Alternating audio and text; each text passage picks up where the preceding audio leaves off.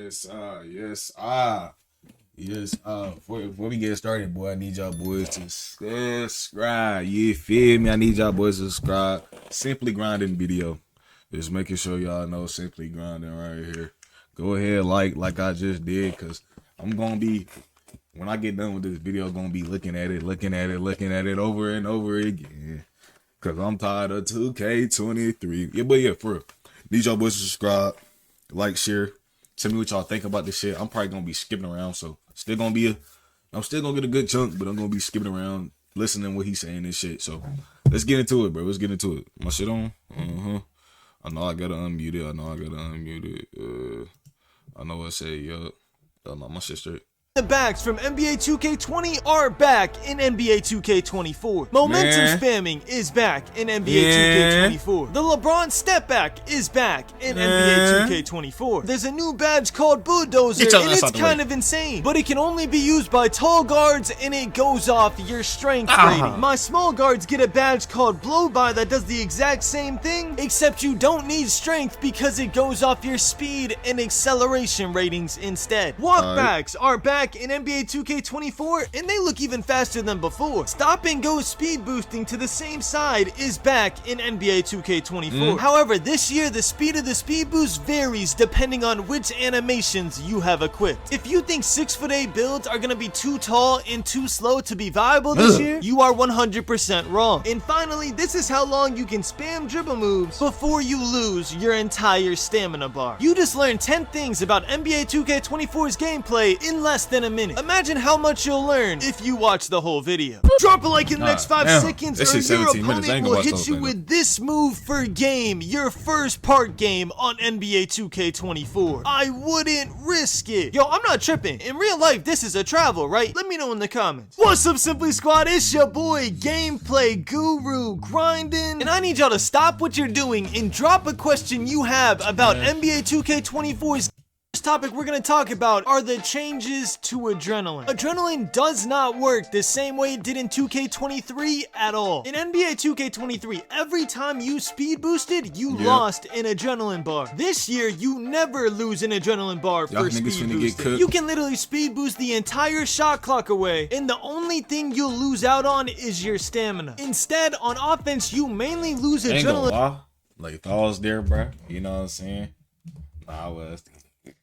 I'd have been doing the most. I'm trying to every cheesy shit out, bro. I ain't gonna bars when the defender gets a bump animation on you. So I'm not gonna lie, if you're nice with it on the sticks and you're not getting clamped over and over again, I'd say most offensive possessions, you won't run out of adrenaline. But if you do happen to run out of adrenaline, once again, it's not like last year. On 2K23, once you lost all of your adrenaline bars, your player would start moving like he was a grandpa having an asthma attack. This year, the only thing that happens when you lose adrenaline on offense is your green window shrinks substantially. So even if you eventually get open for a split second, if you were getting boxed the whole possession and lost all your adrenaline meters, you're most likely going to miss. Now there is one more way to lose your adrenaline on offense, and that's by using what the devs like to call a get open move. This right here is a get open move, and you do this move by tapping RT on Xbox or tapping R2 on PlayStation, and you can spam it anytime you want till your heart's content. And not gonna lie, I'm actually a little worried about this move because it does give you a substantial speed boost, especially if you're on a taller build. And on top of that, you can use a half-court setting, which means if you let someone get a single step ahead of you and they use this move, they're already gone and dunking on your center. It's over. I'll get into that more when we talk about dribbling, but 2 things you need to know about this move. The first thing is you don't lose adrenaline for using this move full court. You only lose adrenaline for using it while in a half-court setting. So that means you can use it to get up the court quickly with no penalty, but if you use it in the half court, you do get slightly punished by losing an adrenaline bar, which you should, because in my opinion, I think this move is going to be broken, especially if you can do the basic spin back out of it once this move is done channeling, then it'll be ridiculously OP. And the second thing you need to know is do not be reckless while using this move. It might be an overpowered way to get to the basket, but if you plan on spamming it, make sure there's no defenders nearby, because if a defender is anywhere near the ball when you use this move, it is Yes, an sir. automatic turnover. And the last thing I want to mention about offensive adrenaline, my post scores out there, y'all are gonna be OP again. Because no matter what you do in the post, you will never lose an adrenaline bar. I wish I was exaggerating. I tried fades, drop steps, holding RT to bully ball in the paint. Post scores literally never shout out to the lose grinding, bro. Shout out to adrenaline, grinding, bro. which means they will never lose This shit any looking. I ain't percentage really on gonna their be shot talking. making You know what I'm percentages. saying? Does that He sound right explained to this you? shit, Because I personally think this needs to be changed. My reasoning for that is if guards can get boxed and lose adrenaline bars, which in turn affects their shooting, then post scorers need to lose adrenaline bars every couple seconds their back is facing the basket. Because if not, we're in for another post score 1v1 court meta, and that's not fun for anybody. Now that's everything you need to know about offensive.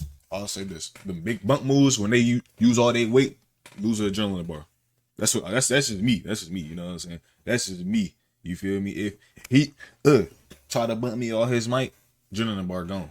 Adrenaline. But what about defensive adrenaline? On defense, you lose adrenaline anytime you go for a steal attempt or a block attempt. And unlike some offensive moves, you lose an adrenaline bar even if you're pressing full court. So yeah, if you reach or jump anywhere on the court, you lose an adrenaline bar on defense. Now, unlike last year, if you lose all 3 adrenaline bars on defense, you don't start moving like a turtle. Instead, all it does is significantly reduce your percentages of getting a steal, block, or quality contest. So yes, you'll still be able to rotate just as quick as you would have if you had all 3 adrenaline bars, but you'll be less effective at getting a stop once you get there. I personally love this change because it gives an effective reason for lockdowns not to be spamming X or square all possession, but it also doesn't limit the defense so much that if they do get greedy and reach 3 times, they're not just completely useless and out of the play. I personally think it's more realistic, and it is a great change. Now, the question you've all been asking, does strength actually matter? And the short answer to this question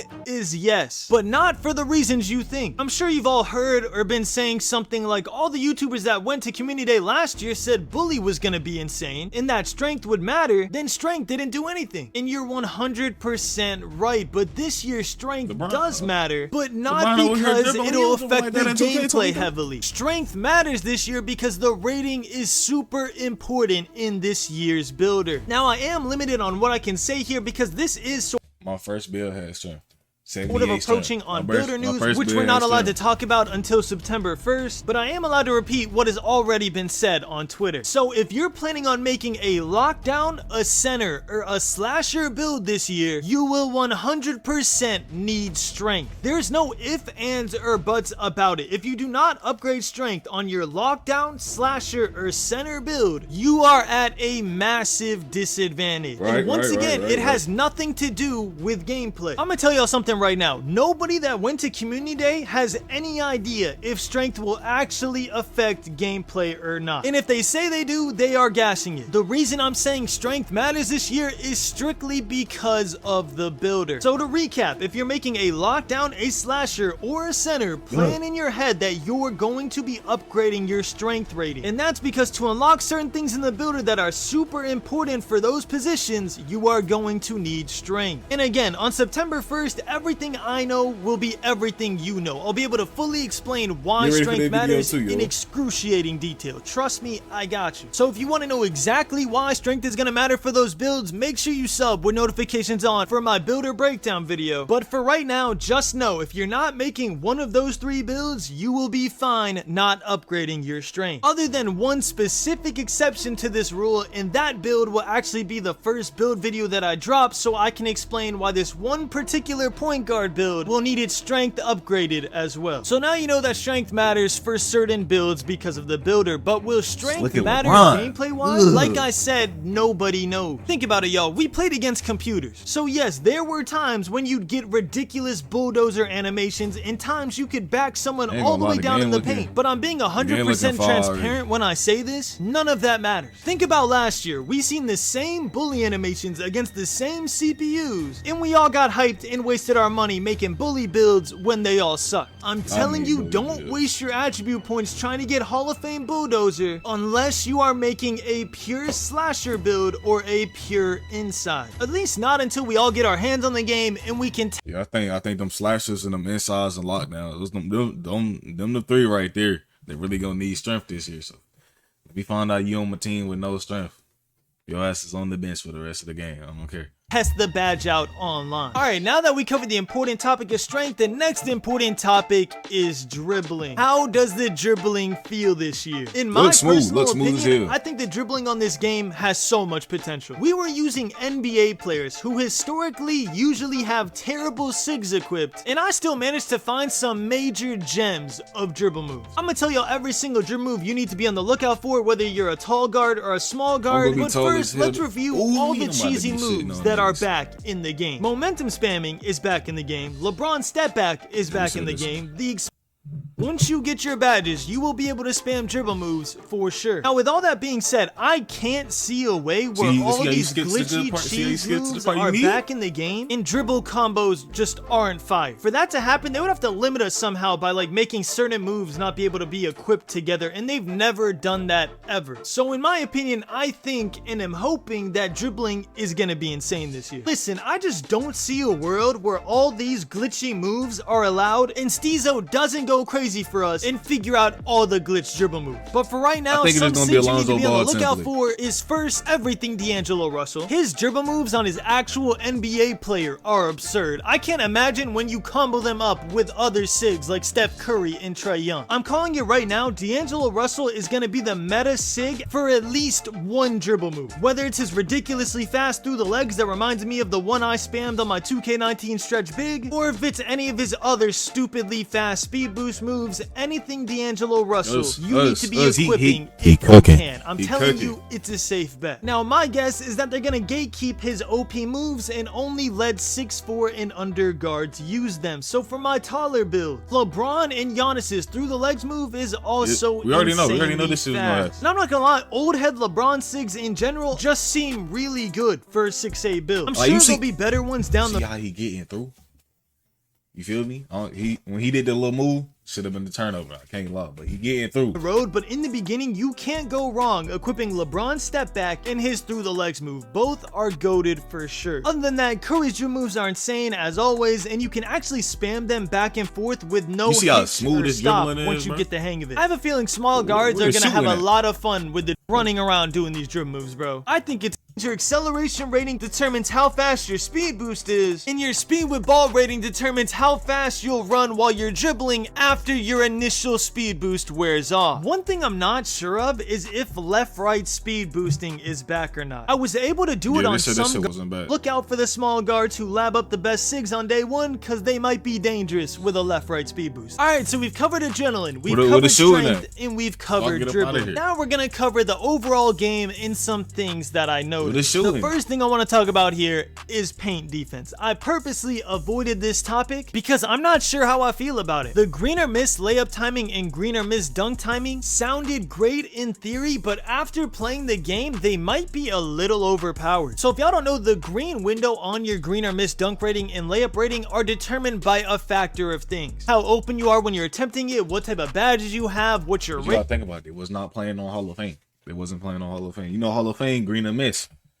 So ratings are, that all factors into the size of your green window. So hypothetically, if you make a tall slasher build, give it all Hall of Fame finishing badges, and have a high finishing rating, your layup green window will be huge no matter who's in front of you or what badges they have equipped. Now, if I was only speaking about the computers, I wouldn't be too worried about this. But as y'all know, we were allowed to play rec against each other, and I happened to test out one of those builds. And I can't go into detail, but I will say that the layups I was making were kind of insane. Insane isn't even the right word. They were kind of skillless, meaning I just ran in there, held X, and got a green. Now, y'all will see what I'm talking about on September 1st when I can fully talk about it and show you the gameplay, but I'd be lying if I said I wasn't a little worried about the paint defense this year. It's gonna be something interesting to see. I don't think those it looks sweet as hell in the paint. It looks sweet as hell. When we watching, it looks sweet as hell. Those builds were like fully maxed out, so maybe the centers didn't have all their defensive badges. I hope that's the case, because if not, slashers might just completely dominate the paint. It's gonna be interesting to see for sure. I'm telling y'all, September 1st is a huge day, because once it's 11 a.m. Eastern on September 1st, I have no restrictions on what I can and can't talk about, and I will be streaming and answering every single one of y'all's questions and telling y'all my thoughts in detail. Certain animations that we knew in 2K23 would end with a certain result have been changed a little bit in 2K24. So for example, if you play 2K23 at all, I'm sure you've seen this contact layup animation, and every time you got it, it was a shooting foul. But this year, when I got it in quick play, it wasn't a shooting foul. So I think it's gonna be cool to see which animations lead to what on 2K24. Game. Specifically, I wanted to try out the new physicals takeover, because like all of you, I am terrified of post scores, and I wanted to see how OP the physicals takeover would be. But when I tried to trade points with two centers that had high strength and would have physicals takeover, it just never unlocked takeover for me. I had 16 points with Jokic at one point, and I had 16 points with Sabonis at one point, and neither of them got physicals takeover. So I don't know if maybe I was activating it the wrong way. I was doing like post moves and drop steps because I figured that's what would activate physicals takeover, or maybe I just didn't have enough points and takeover is harder to get. I'm sure in the park it'll be like 8 to 10 points, something like that, something we've been used to. But in quick play, it might be a little harder. I have no idea. It's a quick 10 in a certain rating. NBA2K24's gameplay. If I didn't mention, alright, bro, I think this gameplay, they not on Hall of Fame. They say I think with Park format and Rec will be on Hall of Fame. Shit looking nice to me. Looking nice. He say you can dribble. You know what I'm saying? You won't lose the dribbling in bars unless you do that get open move or get bumped. So I'm fucking with that. You know what I'm saying? Lockdowns. This should be y'all year if you not spamming. You not know lockdown if you over here spamming and you still getting cooked. I'm tired of that bullshit. How you a two-way but y'all ass getting cooked? Y'all niggas need to fix that. But y'all niggas need to learn how to dribble. It's the last week. Damn near almost the last week of 2K23. Y'all niggas need to learn y'all bag. Try to shoot with a 77, 79, 75, Hall of Fame difficulty. Go up in the freestyle shit. And what I do is I go up in the freestyle, I pick the Rockets and use Jabari Smith. The nigga jump shot is slow, but he got a 77, and plus we on Hall of Fame. I'm getting ready already, you know what I'm saying? So my build, you already know where I'm going. I might be a little slasher since they say they OP. I gotta have it all. I ain't gonna have a elite shooting, but I'm gonna be pushing in that paint, guaranteed. But I hope y'all boys enjoyed this video. Let me know what y'all else think. I'm gonna go watch some more of this after I get out the shower real quick. But hopefully y'all boys enjoyed the video. Go ahead, subscribe, like, share.